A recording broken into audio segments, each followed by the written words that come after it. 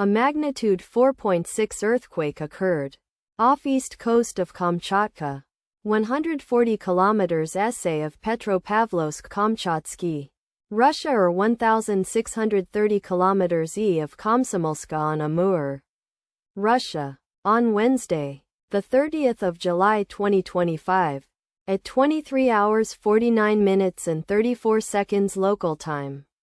The quake had a depth of 10 kilometers and was not felt, or at least not reported so. Data source from EMSC. Did you feel it?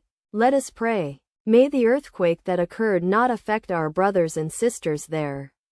May the earthquake not happen again. And may God protect everyone. Amen.